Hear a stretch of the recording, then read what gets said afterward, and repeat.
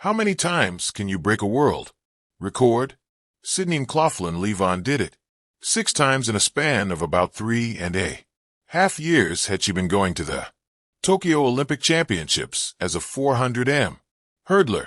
There's no doubt a gold medal might have been guaranteed, but no, 400m is where she wants to test herself. I felt like this year I wanted to step out of the box and really push myself in a different way. And that's where the story unfolds. The American only ran 400m in the 2023 season, looking to go to the Budapest World Championships as a 400m runner. Though the knee injury had her sitting out, McLaughlin-Levrone was undefeated in all her 400m races that season except one when Merrill Lady Paulino and Sydney McLaughlin-Levrone came face to face. And that race is something Sydney would love to avenge in Tokyo. June 9, 2023. Paris Diamond League. The 400-meter world champion lined up alongside the 400 Olympic gold medalist. Sydney shot out of her block quickly from lane, taking the lead ahead of Polio in lane 5 on the very first curve.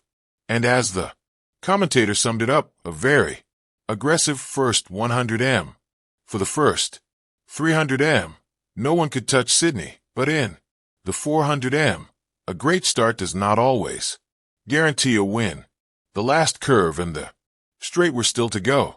Is Paulino coming back at her? Wondered the commentator as the Dominican accelerated. As for Levrone, it looks like Levrone went too quickly. McLaughlin has been reeled in here. She's paid for that aggression. The commentator summed it up 41 seconds into the race, and Paulino overtook the American and still kept accelerating. It wasn't even competitive anymore.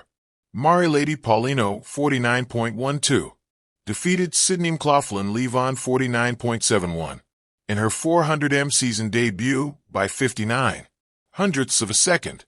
But the story continued.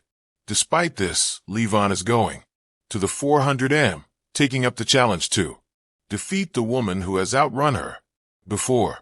Moreover, Sydney's PB in 400m is 48.74, clocked in the U.S. trials in 2023, while Paulino's PB is 48.17, winning gold in Paris last year. It's going to be a tough battle for the Americans, but the Dominican is not her only worry. Sydney McLaughlin-Levrone's troubles in the Tokyo World Championship.